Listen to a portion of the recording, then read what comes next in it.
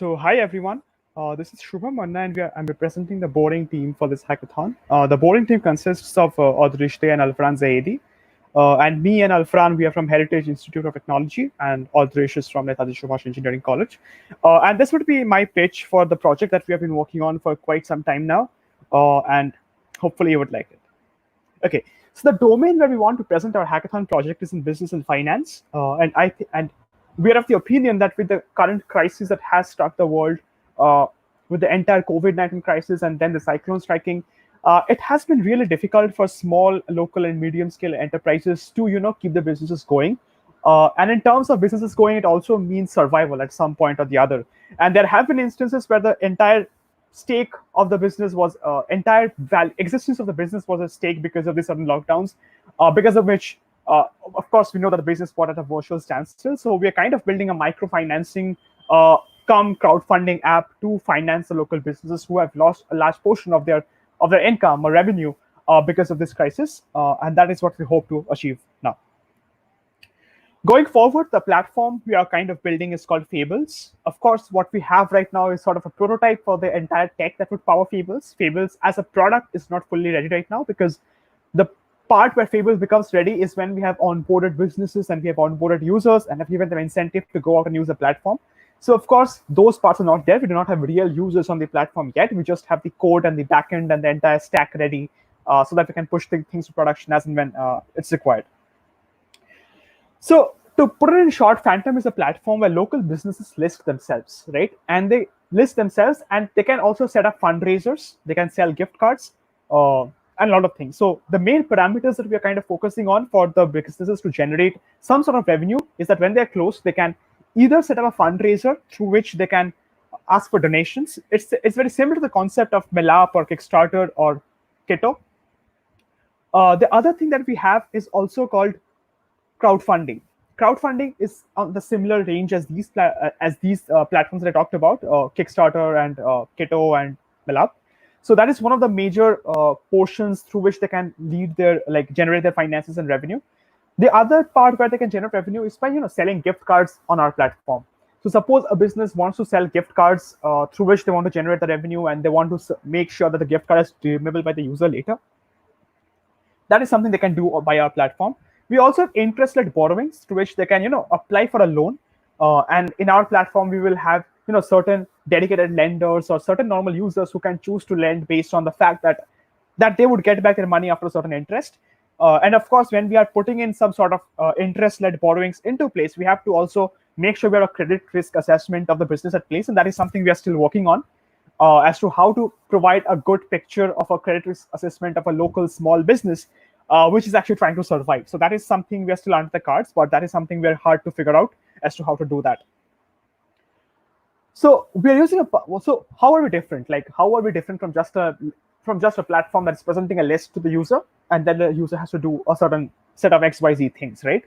So our main idea is to make sure that a business survives. And the way they can survive is through the process when they generate some sort of revenue in some sort of avenue throughout this entire process, right? And the parameters that we're using for ranking is approximate to users' location, how affected their business are, popularity in search patterns, and more. So just to go over each of these steps, what we would say is when we talk about parameters of ranking, we know that if there's a tea shop close to our home and which we really like, or there's a tea shop close to a college which we are really frequent as students, we are more emotionally inclined towards these shops than maybe a tea shop at some other corner of the city which we have never visited, right? And in these scenarios, we kind of want to ensure that based on your location history, which you allow us to use, like we ask for permissions if you can access your location, and if you allow us, location is one of the major things that we kind of filter, because we believe that businesses that are near you or which you often frequent in a locality, that is something you would have an emotional connection for. And so if your neighborhood tea shop is to close down because the management cannot take part, because the management cannot bear the expenses of this expensive lockdown, we think as students, we would be coming forward to help them. And that is why we are building this platform so that every student and every person, every locality can help support their local business, which they kind of have an emotional attachment to.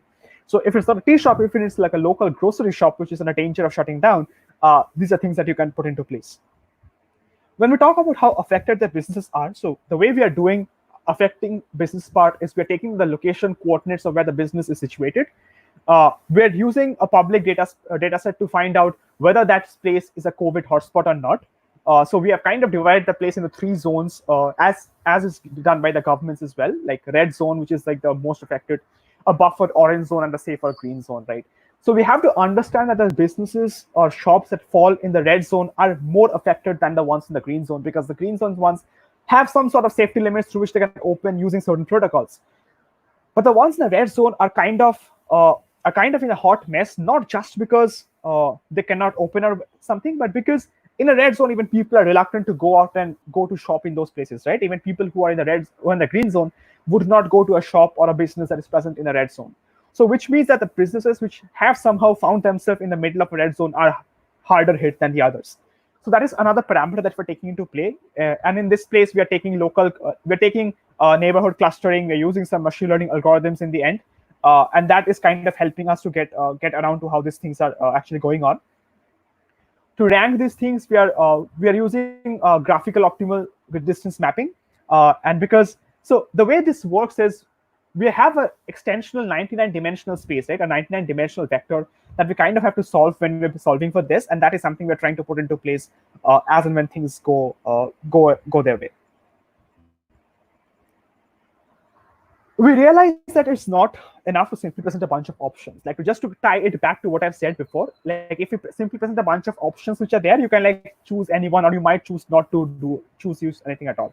We're kind of trying to appeal to the emotional intelligence or the emotional quotient that we all have to maybe save a business that you're kind of fond of. Because at some point or the other, there is one shop, one restaurant, one bookshop that we are all super fond of and we wanted to survive. And this is one of the ways to ensure that we do that.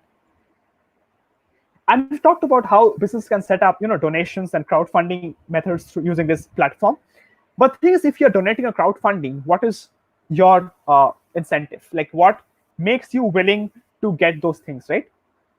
And in those cases, we kind of came up with a very few set of things that we can do in partnership with other bigger businesses, which can, which can at certain stage give out some of their marketing budget to help out the small businesses, and not like do a bailout, but like kind of help them in the process by incentivizing the users. So the way this can happen is the patrons, as the users, they can simply directly donate to a business. They can choose to keep the donation anonymous, or they can choose to, make the identities known that you're donating to a certain business. Patrons can lend money to the businesses, usually at a fixed interest rate. And to back this up, like, of course, like if there's a shopkeeper, if there's a local business whose owner you personally know, and they're happy and like you want them to survive, this is something that takes care of that easily. But maybe the business that's affected more is quite some distance from your place that you usually frequent, your home or your college. And maybe that person is like in a more need of money than the one right next to your home. So it was a question of how do we balance both of these things? How do we manage the emotional appeal versus the person who needs the most? So that is the sort of credit risk assessment we're trying to put into place. That, of course, we'll be looking at some of the standard parameters that we that banks or any other lending institution kind of goes through to ensure that you can lend money to someone. But the way this lending would work is like one person would not lend the entire amount. It would be like a group of people, they're lending a certain portion of the entire cost that is to be taken up. So for example, a business lists themselves and they asked for 10,000 rupees, right? And out of that, maybe 5,000 they get from like direct donations. So there are like 10 people who donate 500 bucks each, and that brings up the 500 rupees that they can get without any cost on their behalf. But maybe there are like 10 people who want to lend them say 200 rupees each, and maybe at an interest rate of say maybe 1 or 2% in that case. So in those cases, what the business will have to do is they get the 5,000 as donation, but the 2,000 that they get as a borrowing, they have to pay some sort of interest and pay back that amount. So that is kind of the incentive is there on the business part. But of course, by ensuring that all these methods are persistent in the very same vertical, we're ensuring that businesses don't go under a lot of stress, like having to reimburse or refund the entire amount with interest, when obviously we have to take into account that in status quo, in the backdrop of the cyclone and the COVID-19, situations are not what they normally used to be, right? And then, of course, we're trying to figure out some innovative way through which we can generate revenue, which we can like funnel to the business that needs to be funded. we can. So there is this concept of tabs for ads for a cause.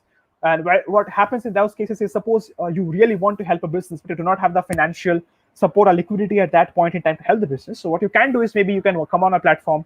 We have a set of curated ads, which are like high cost, high click ads. So if you go through a few of the ads, maybe videos of ads, and then maybe click on a few of them, that would generate some revenue, which would be funneling directly to the business, and that is something that would be helpful for them. This idea and implementation is kind of based on a project called Tabs for a Cause, and maybe you can like go check it out if you want to like get a more idea of how that entire process works. And of course, if a business maybe does not want to take direct donations, what they can do is they can register as a gift card supplier on our platform. So when the situation is on, when the lockdown is still going on, and when they cannot usually go to, say, a restaurant or a stationery or a bookshop, they can buy the gift cards, which they can redeem later when situation normalizes. But the revenue that goes in from selling the gift cards actually help keep the company afloat in the times of trouble, and that is something we try to get into place. So, but what do we do for the ones who donate and who do not do interest-led borrowing? Like, how do we reward them? So we have kind of built this entire gamification platform where the more business you donate to, the more Fable coins you get. So Fable coins is a virtual coin on our platform, which you can then use to acquire gift cards. Acquire gift cards in the platform. You can unlock different cool, say, avatars, different cool bragging rights in our platform. So you're kind of trying to gamify your entire experience, so that whoever helps for the businesses, they don't feel left out themselves.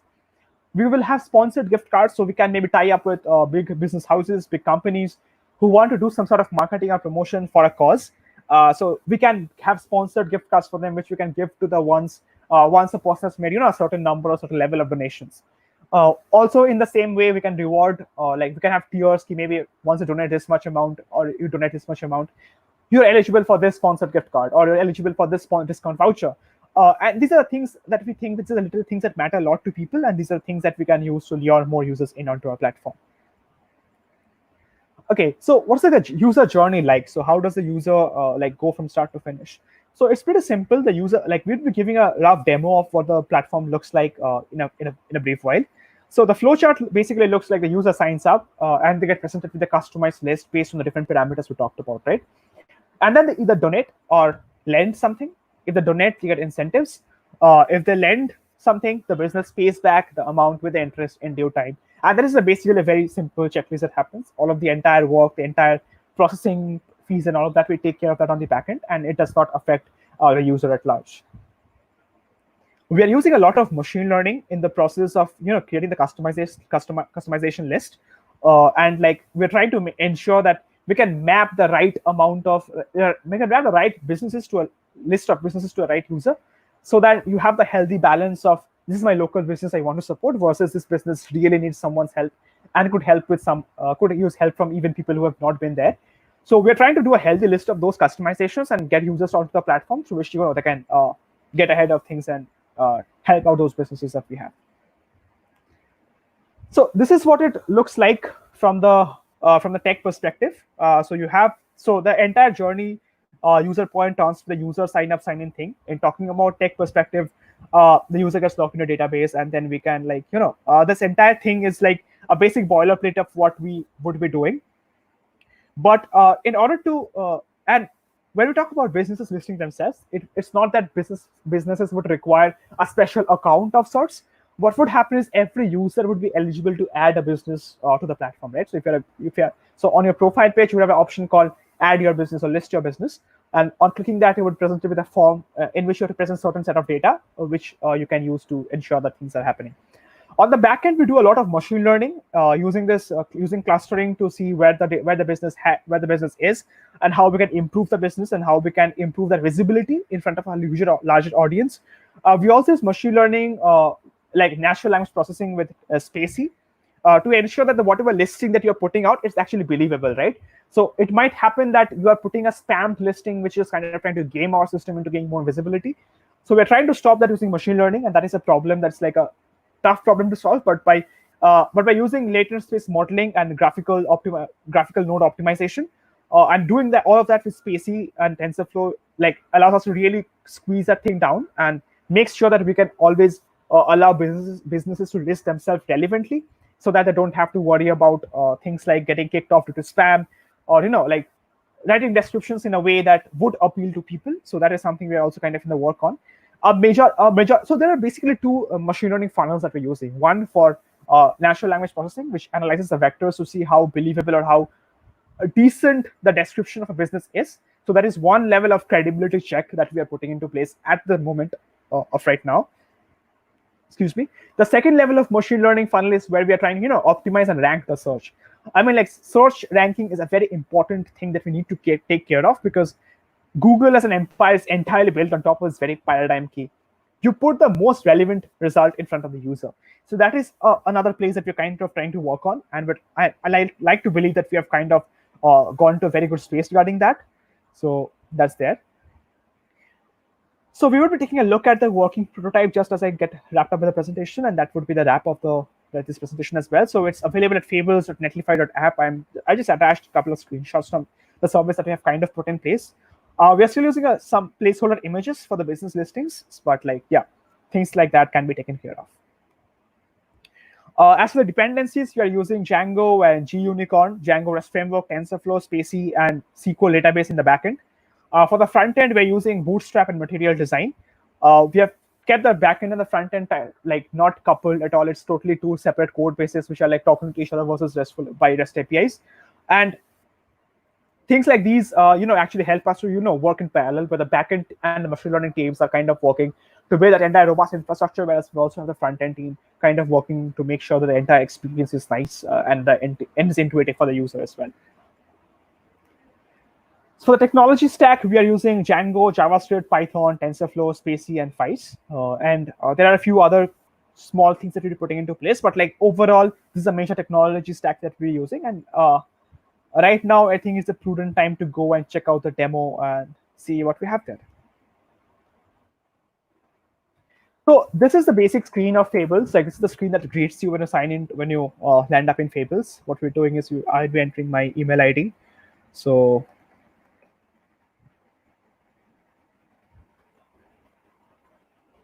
as soon as you click that, you get a sign-in code on your email ID. So I would just give me 1 sec.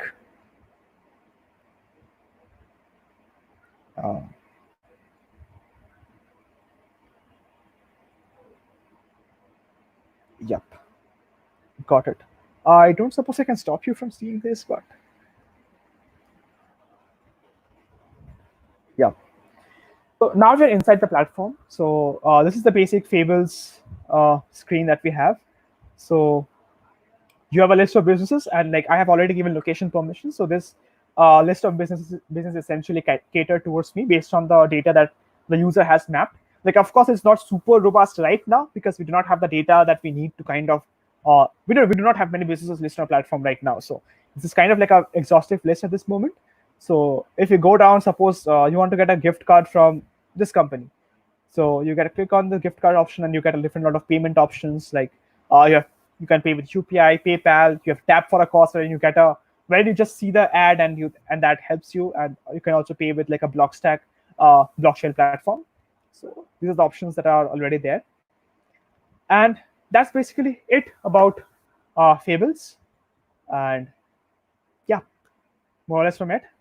That's the boarding team, and peace out.